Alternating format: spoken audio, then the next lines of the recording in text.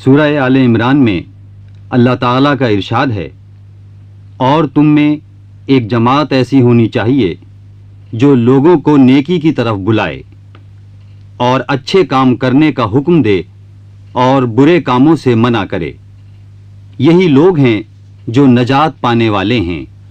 حضور نبی کریم صلی اللہ علیہ وسلم اپنی بعثت کے بعد سے دنیاوی حیات کے آخری لمحے تک اللہ کے اس حکم کی تعمیل فرماتے رہے، اور جب دنیا سے پردہ فرمایا تو اپنے تربیت فرمودہ صحابہ کی ایک بڑی جماعت چھوڑی، جس نے اس کام کو اپنا وظیفہ حیات بنائے رکھا۔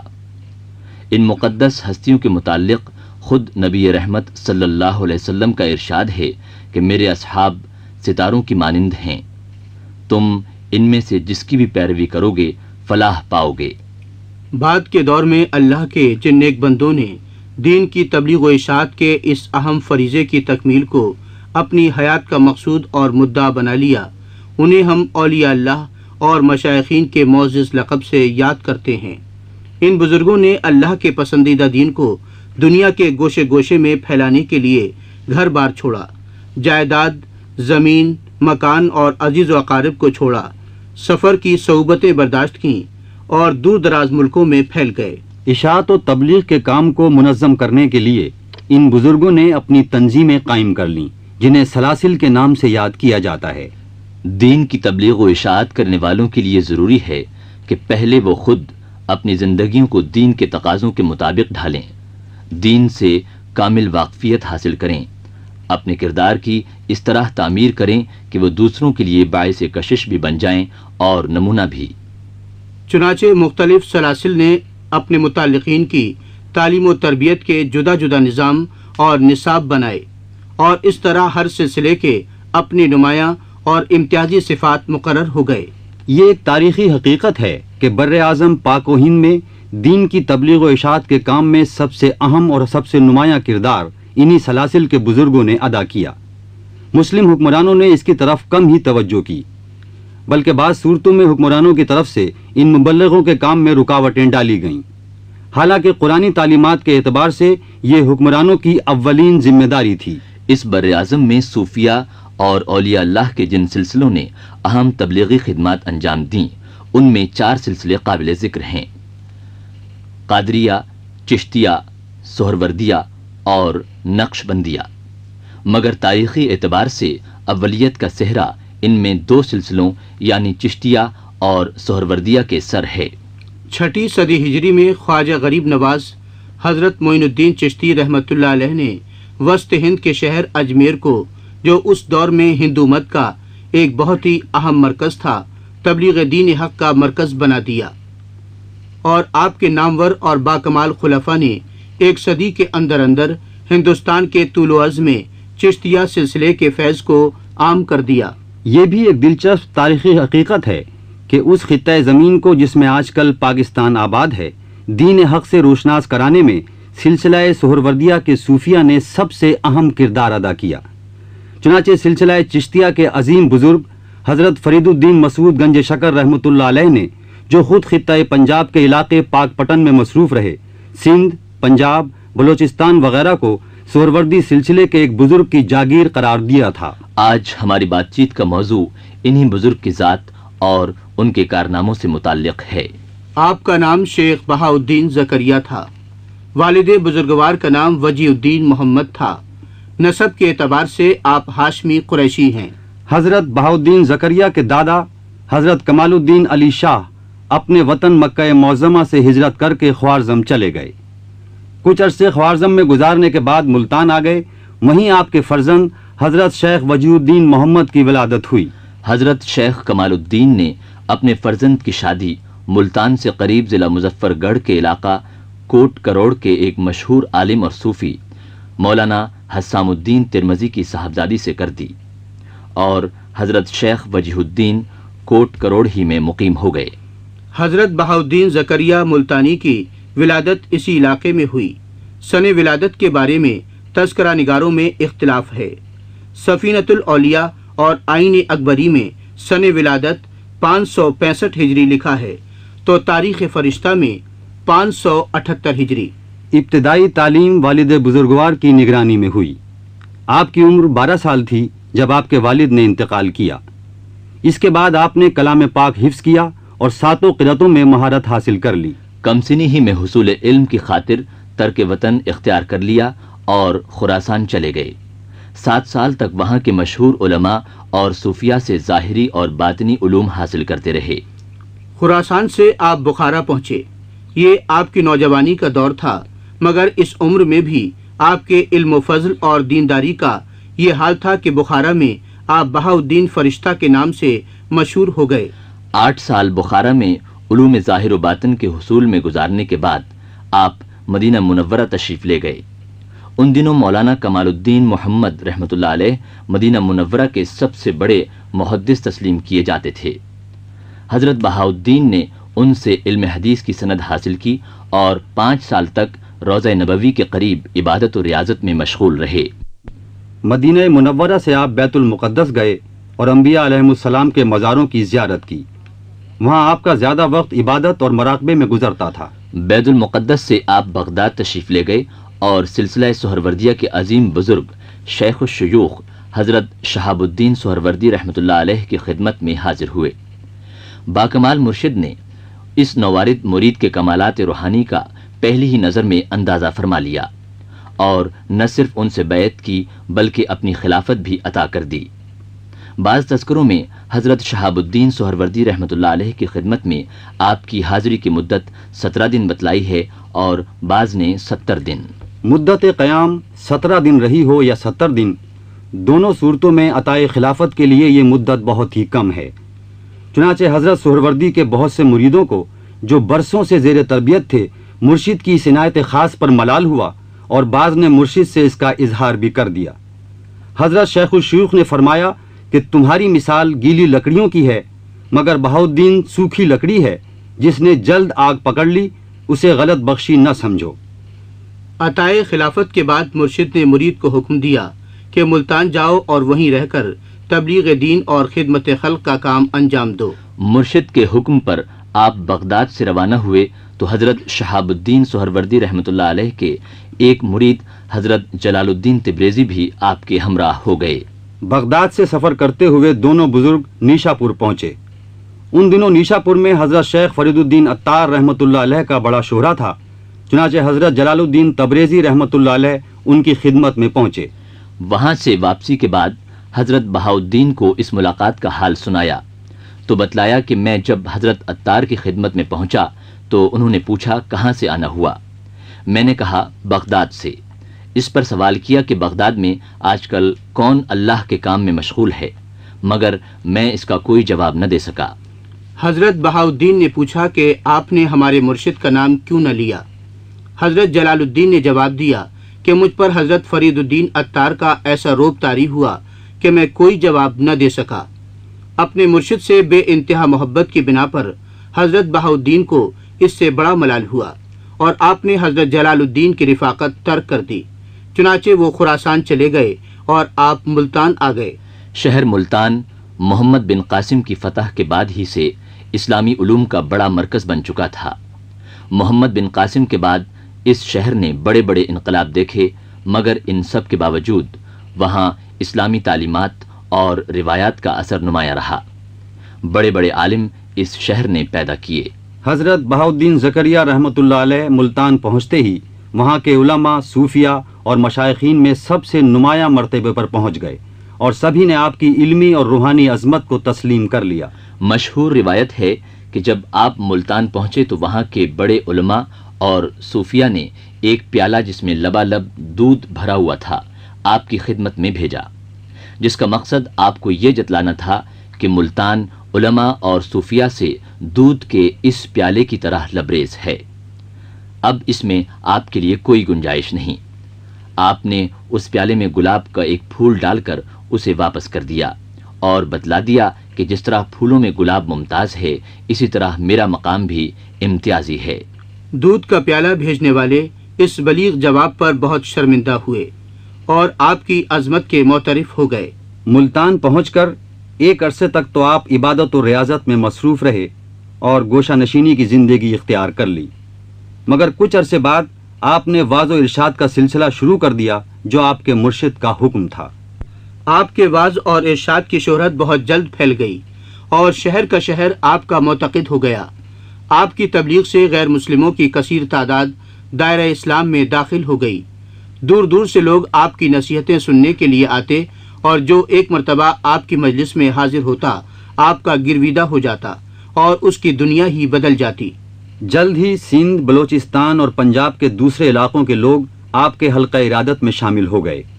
اس طرح آپ اس خطہ زمین میں سلسلہ سہروردیہ کے بانی اور سب سے بڑے مبلغ اسلام بن گئے۔ ملتان ہی میں آپ نے شادی کی، تجارت اور زراعت کے کاموں کی طرف بھی توجہ دینا شروع کی۔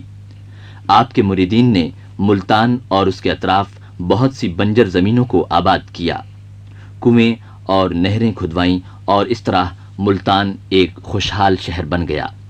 آپ کی تجارت بھی اسی طرح پھیلی۔ تجارت اور زراعت سے بے شمار آمدنی ہوئی جو زیادہ تر خلق خدا کی بھلائی کے کاموں میں صرف ہوئی، کیونکہ خود آپ کا رہن سہن، غذا اور لباس بہت ہی سادہ ہوتے اور یہی حال آپ کے اہل و عیال کا بھی تھا۔ آپ نے ایک بہت بڑا لنگر خانہ قائم کر رکھا تھا جہاں سے سینکڑوں آدمیوں کو کھانا ملتا اور ان کی زندگی کی دوسری ضروریات کی تکمیل ہوتی۔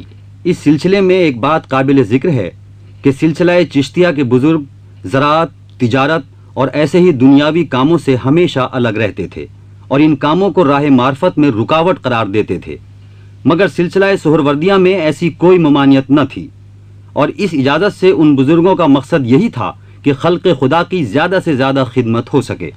یہی حال بادشاہوں اور امیروں سے تعلقات کے معاملے میں بھی تھا۔ چشتی صوفیہ امیروں اور بادشاہوں کی صحبت سے ہمیشہ پرہیز کرتے تھے۔ مشہور ہے کہ محبوب الہی حضرت خواجہ نظام الدین نے 7 بادشاہوں کا دور دیکھا۔ ہر بادشاہ نے آپ سے ملنا چاہا مگر آپ کسی سے ملنے پر رضامند نہ ہوئے۔ ایک مرتبہ بادشاہ نے کہلوا بھیجا کہ اگر آپ نہیں آئے تو میں خود کسی دن بغیر اطلاع کے آپ کے گھر پہنچ جاؤں گا۔ جواب میں آپ نے کہلوایا کہ فقیر کے گھر کے 2 دروازے ہیں، آپ ایک دروازے سے داخل ہوں گے تو فقیر دوسرے دروازے سے باہر نکل جائے گا۔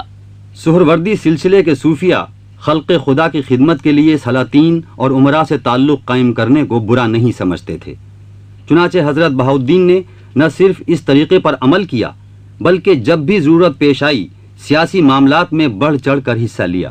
ہندوستان کے پایہ تخت دہلی کے پہلے حکمراں سلطان قطب الدین ایبک نے اپنے غلاموں کو مختلف علاقوں کا گورنر مقرر کیا تھا، مگر سب سے وعدہ لیا تھا کہ اس کے بعد جو بھی تخت دہلی پر بیٹھے گا وہ اس کی اطاعت کریں گے۔ ناصر الدین قباچہ سلطان کی طرف سے ملتان کا گورنر تھا۔ قطب الدین ایبک کے بعد شمس الدین التتمش اس کا جانشین ہوا تو قباچہ نے تخت دہلی سے بغاوت کر کے اپنی آزاد حکومت قائم کرنے کی سازشیں شروع کر دیں۔ سلطان شمس الدین بڑا ہی دیندار حاکم تھا، قباچہ اس معاملے میں بالکل کورا تھا، اس لیے دین کے حامی اس کی حکومت کو پسند نہ کرتے تھے۔ چنانچہ ملتان کے قاضی شرف الدین اصفہانی جو اپنے دور کے جید عالم تھے اور حضرت زکریا ملتانی نے سلطان کو قباچہ کی سازشوں سے خبردار کرنے کا تہیہ کر لیا اور اسے راز میں خطوط لکھے۔ یہ خطوط قباچہ کے جاسوسوں کے ہاتھ لگ گئے۔ قباچہ نے دونوں بزرگوں کو طلب کیا، حضرت بہاؤالدین رحمۃ اللہ علیہ کو اپنی داہنی طرف بٹھایا اور قاضی شرف الدین اصفہانی کو اپنے سامنے بیٹھنے کا حکم دیا۔ قاضی صاحب کے ہاتھ میں ان کا خط دے دیا اور پوچھا تم اس کے بارے میں کیا کہتے ہو؟ قاضی صاحب خاموش رہے۔ قباچہ نے جلاد کو حکم دیا کہ اسی وقت ان کا سر قلم کر دیا جائے، چنانچہ قاضی صاحب شہید کر دیے گئے۔ قاضی صاحب کے بعد قباچہ نے حضرت بہاؤالدین زکریا کو آپ کا خط دکھایا اور پوچھا کہ اس کے متعلق آپ کیا کہتے ہیں۔ حضرت نے بغیر تأمل کے فرمایا کہ بے شک یہ میرا خط ہے اور یہ میں نے اللہ کے حکم کی اطاعت میں لکھا ہے۔ حضرت کی جرأت اور بے باکی نے غضبناک قباچہ کو ساکت کر دیا اور اس سے اس کے سوا کچھ نہ بن پڑا کہ آپ کو اسی عزت و احترام سے رخصت کر دے۔ بالآخر قباچہ کو سلطان شمس الدین کے ہاتھوں شکست ہوئی اور وہ مارا گیا۔ حضرت بہاؤالدین زکریا نے ملتان میں سلطان کی حکومت کو مستحکم کرنے میں نمایاں کردار انجام دیا اور ملتان کے عوام کو قباچہ کی زیادتیوں سے نجات دلائی۔ پھر جب منگولوں نے ملتان کا محاصرہ کر لیا تو حضرت نے اپنے پاس سے انہیں 1,00,000 دینار اس شرط پر دیے کہ وہ محاصرہ اٹھا لیں اور ملتان سے چلے جائیں۔ اس طرح آپ نے خدا کی دی ہوئی دولت کی مدد سے اہل ملتان کو منگولوں کی غارت گری سے بچا لیا۔ سلطان شمس الدین التتمش کے دور میں ایک اور واقعہ پیش آیا جس نے آپ کی روحانی عظمت اور بے غرضی کا سکہ لوگوں کے دلوں پر بٹھا دیا اور حضرت کو شیخ الاسلام کے باعظمت مرتبے تک پہنچا دیا۔ پہلے ذکر گزر چکا کہ نیشاپور میں حضرت نے حضرت جلال الدین تبریزی کی رفاقت ترک کر دی تھی اور وہ خراسان چلے گئے تھے۔ سلطان شمس الدین کے دور حکومت میں وہ خراسان سے دہلی آئے تو بادشاہ نے ان کی بےحد تعظیم و تکریم کی اور اپنے دربار میں ان کو بہت ہی نمایاں مقام دیا۔ بادشاہ کی طرف سے حضرت جلال الدین تبریزی کی یہ تعظیم و توقیر اس وقت کے شیخ الاسلام نجم الدین صغرا کو پسند نہ آئی اور انہیں حضرت سے حسد پیدا ہو گیا۔ چنانچہ بادشاہ کو ان سے بدظن کرنے کے لیے انہوں نے مختلف تدبیریں اختیار کیں، مگر ہر تدبیر الٹی پڑی۔ بادشاہ نے واقعات کی تحقیق کے بعد شیخ الاسلام کو ان کے عہدے سے معزول کر دیا اور حضرت بہاؤالدین کو اسی عہدے پر فائز کر دیا۔ ایک مدت تک یہ عہدہ آپ ہی کے خاندان میں رہا۔ تذکرہ نگاروں کے مطابق آپ نے 50 سال تک ملتان کو اپنے علم و عرفان کی روشنی سے منور رکھا اور دین اور دنیا کے درمیان توازن کی وہ مثال قائم فرمائی جو اسلامی تعلیمات کا خلاصہ ہے۔ سن ولادت کی طرح آپ کے سن وفات میں بھی اختلاف ہے۔ راحت القلوب میں سن وفات 656 ہجری درج ہے، تذکرہ علماء ہند میں 661 ہجری ہے، تو سفینۃ الاولیاء، تاریخ فرشتہ اور نزہۃ الخوامر میں 666 ہجری لکھا ہے۔ تاریخ اور تحقیق کے خوگر لوگوں کے لیے یہ اختلاف پریشانی کا سبب بن سکتا ہے، مگر اولیاء اللہ کی زندگی میں سن ولادت یا سن وفات کی وہ اہمیت نہیں جو ان کے اخلاق، کردار اور دینی خدمات کو حاصل ہوتی ہے، اور حضرت بہاؤالدین زکریا ملتانی کی زندگی ان خصوصیات کے لحاظ سے کامل ہے۔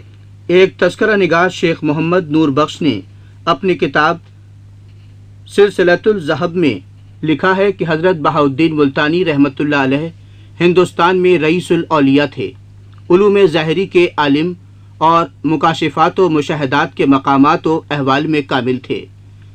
ان سے اکثر اولیاء کے سلسلے چلے، لوگوں کو رشد و ہدایت فرمائی اور ان کو کفر سے ایمان کی طرف، معصیت سے اطاعت کی طرف اور نفسانیت سے روحانیت کی طرف لائے۔ ان کی بڑی شان تھی۔ اللہ نے آپ کو 7 فرزند عطا فرمائے۔ 7 فرزند علم و فضل اور روحانی مراتب میں عظمت کے حامل ہوئے۔ بڑے فرزند حضرت شیخ صدر الدین عارف رحمۃ اللہ علیہ آپ کے بعد آپ کے جانشین ہوئے۔ آپ کے خلفاء میں حضرت شیخ صدر الدین عارف، حضرت سید جلال الدین بخاری، حضرت حسن افغان، حضرت سید عثمان لال شہباز قلندر، حضرت شیخ امیر حسینی، حضرت خواجہ کمال الدین مسعود اور حضرت شیخ فخر الدین عراقی بہت مشہور ہوئے۔ حضرت فخر الدین عراقی فارسی زبان کے باکمال شاعر اور صاحب حال بزرگ تھے۔ ایک مرتبہ آپ نے حضرت زکریا ملتانی کی خانقاہ میں اپنی ایک عارفانہ غزل بلند آواز میں لہک لہک کر پڑھنا شروع کر دی۔ اہل خانقاہ کو جو ذکر و فکر میں مشغول تھے یہ بات ناگوار گزری اور انہوں نے حضرت سے آپ کی شکایت کر دی۔ حضرت نے فرمایا کہ یہ بات تم لوگوں کے لیے بے شک ناجائز ہے، مگر عراقی کا معاملہ تم سے مختلف ہے، اس لیے اس پر اعتراض نہ کرو۔ حضرت بہاؤالدین باوجود اپنے علم و فضل اور روحانی مرتبے کے نہایت منکسر المزاج تھے۔ حلم آپ کی خاص صفت تھی۔ لوگوں کے تلخ سے تلخ بات بھی برداشت فرما لیتے، مگر ایسے لوگوں کو جو احکام شریعت کی تکمیل میں غفلت برتتے ہیں سخت ناپسند فرماتے۔ سخاوت اور فیاضی میں آپ اپنی مثال تھے۔ اللہ نے آپ کو دولت سے خوب نوازا تھا۔ تجارت اور زراعت سے کثیر آمدنی ہوتی، مگر جو کچھ ملتا اپنی اور اہل و عیال کی جائز ضرورتوں کی تکمیل کے بعد غریبوں اور محتاجوں میں تقسیم ہو جاتا۔ مال و دولت سے آپ کو کوئی محبت نہ تھی۔ دولت کو بندگان خدا کی حاجت روائی کا ذریعہ سمجھتے اور اس میں ہمیشہ مشغول رہتے۔ اپنے ہم عصر اولیاء عظام میں سلسلہ چشتیہ کے نامور بزرگ حضرت فرید الدین مسعود گنج شکر سے آپ کے نہایت مخلصانہ تعلقات تھے۔ تذکروں میں آیا ہے کہ جس وقت ملتان میں حضرت کی وفات ہوئی اسی وقت حضرت گنج شکر پاک پٹن میں اچانک بے ہوش ہو گئے۔ اس سے آپ کے مرید جو اس وقت آپ کے اطراف جمع تھے سخت پریشان ہو گئے۔ تھوڑی دیر بعد آپ کو ہوش آیا تو مریدوں سے فرمایا، میرے بھائی بہاؤالدین زکریا اس صحرائے فانی سے شہر بقا کی طرف کوچ کر گئے، اور پھر مریدوں کے ساتھ آپ کی غائبانہ نماز جنازہ ادا فرمائی۔ مشہور ہے کہ حضرت گنج شکر کے ایک مرید نے آپ کو سندھ اور بلوچستان وغیرہ میں تبلیغ کے کام کی طرف توجہ دلائی تو آپ نے فرمایا، یہ سب علاقے بہاؤالدین زکریا کی جاگیر ہیں، وہاں ہمارا کوئی دخل نہیں۔ حضرت زکریا ملتانی کے ارشادات مختلف تذکروں میں ملتے ہیں۔ حضرت گنج شکر نے اپنے ملفوظات میں آپ کا یہ ارشاد نقل فرمایا کہ حضرت زکریا ملتانی کا قول ہے کہ زہد 3 چیزوں کا نام ہے، جس میں یہ نہیں وہ زاہد نہیں کہلا سکتا۔ اول، دنیا کو پہچاننا اور اس سے مایوس ہونا۔